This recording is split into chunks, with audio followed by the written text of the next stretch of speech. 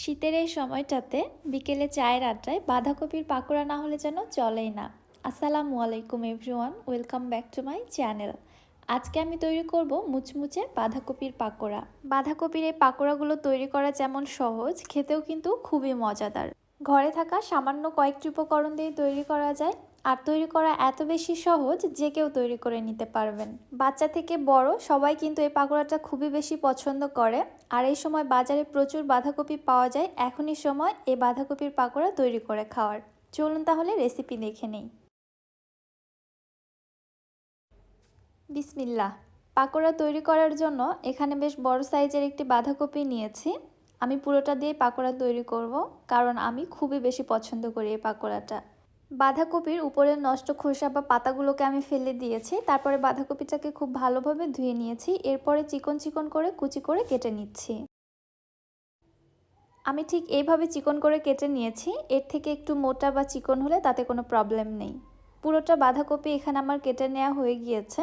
এবার এর মধ্যে দিয়ে দিচ্ছি আমি 1.5 টেবিল চামচ লবণ। লবণ দিয়ে বাঁধাকপিগুলোকে এবার খুব ভালোভাবে হাতের সাহায্যে এভাবে মুথে নিচ্ছি। বাঁধাকপির মধ্যে যে এক্সট্রা পানিটা রয়েছে সেটা পুরোটাই বের করে আনতে হবে। এজন্য একটু সময় নিয়ে খুব ভালোভাবে মুথে নিতে হবে। প্রায় 3 থেকে 4 মিনিট আমি খুব ভালোভাবে মুথে নিয়েছি। তারপরে দেখুন এই বাঁধাকপি থেকে কি পরিমাণে পানি বের হয়েছে। পানিটা যতটা সম্ভব বের করে ফেলার চেষ্টা করবেন, তাহলে দেখবেন বাঁধাকপির পাকোড়াগুলো খুবই বেশি ক্রিস্পি হবে। এবারে আমি হাতের সাহায্যে এইভাবে চিপে চিপে বাঁধাকপিগুলোকে আলাদা করে নিচ্ছি এবং পানিটা খুব ভালোভাবে ঝরিয়ে নিচ্ছি। পানিটা খুব ভালোভাবে নিংড়িয়ে নিয়ে বাঁধাকপিগুলোকে আমি অন্য একটি বড় পাত্রের মধ্যে নিয়ে নিচ্ছি। আর দেখুন কি পরিমাণে বাঁধাকপি থেকে পানি বের হয়েছে, এগুলো ফেলে দিব। এবার এর মধ্যে দিয়ে দিচ্ছি আমি 1 কাপ পেঁয়াজ কুচি, 1 চামচ দিচ্ছি শুকনো মরিচের গুঁড়া, হাফ চামচ হলুদের গুঁড়া, 1 চামচ জিরার গুঁড়া, 1 চামচ দিয়ে দিচ্ছি লবণ। লবণটা অবশ্যই স্বাদ বুঝে দিয়ে দিবেন। আরও দিয়ে দিচ্ছি 3 থেকে 4টি কাঁচামরিচ কুচি। আমি আগেও শুকনো মরিচের গুঁড়া দিয়েছি, আবার কাঁচামরিচ দিলাম, কারণ আমি ঝাল ঝাল করে পাকোড়াটা তৈরি করব। আপনারা আপনাদের টেস্ট অনুযায়ী ঝালটা এখানে দিয়ে দিবেন। হাফ কাপ দিলাম ধনিয়া পাতা কুচি, হাফ কাপ দিয়ে দিচ্ছি বেসন এবং হাফ কাপ দিয়ে দিচ্ছি শুকনো চালের গুঁড়া। চালের গুঁড়ার পরিবর্তে আপনারা এখানে কর্নফ্লাওয়ারও নিতে পারেন। কর্নফ্লাওয়ার অথবা চালের গুঁড়া, এগুলো পাকোড়াটাকে ক্রিস্পি করতে সাহায্য করবে। সবশেষে দিয়ে দিলাম একটি ডিম।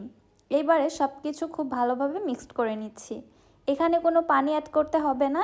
সব কিছু ভালোভাবে মিশিয়ে নিলেই দেখতে পারবেন খুবই আঠালো একটি মিশ্রণ তৈরি হয়ে গিয়েছে, যা পাকোড়ার শেপ দিতে যথেষ্ট। দেখতেই পাচ্ছেন খুবই সুন্দর একটি মিশ্রণ তৈরি হয়েছে, অনেকটাই নরম এবং আঠালো। এখান থেকে খুব সহজেই পাকোড়ার শেপ তৈরি করা যাবে। আপনারা আপনাদের ইচ্ছে মতো যে কোনো শেফে এই পাকোড়াগুলো তৈরি করতে পারেন, তবে আমি পেঁয়াজও যেভাবে তৈরি করা হয় ঠিক ওইভাবে তৈরি করে নিচ্ছি। আর পাকোড়ার পুরুত্ব খুব বেশি মোটা না করে একটু পাতলা করার চেষ্টা করবেন, তাহলে পাকোড়াগুলো খুবই ভালো হবে। চলে যাচ্ছি তাহলে চুলাতে।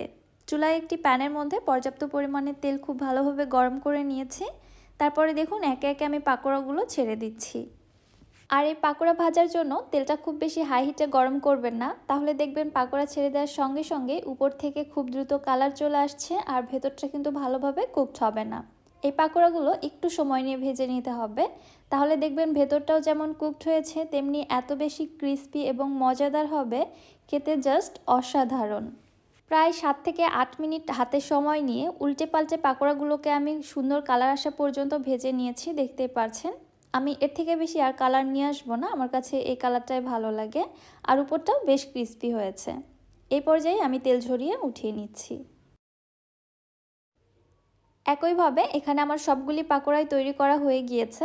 একটি বাঁধাকপি থেকে কিন্তু এখানে বেশ অনেকগুলো পাকোড়া তৈরি হয়েছে, অনেকজনই পেট পুরে খেতে পারবে। আর পাকোড়াগুলো কত বেশি পারফেক্ট হয়েছে দেখুন, ভেতরটাও এত ভালোভাবে কুকড হয়েছে যা আপনারা দেখেই বুঝতে পারছেন, আমাকে হয়তো খুব বেশি আর কিছু বলতে হবে না।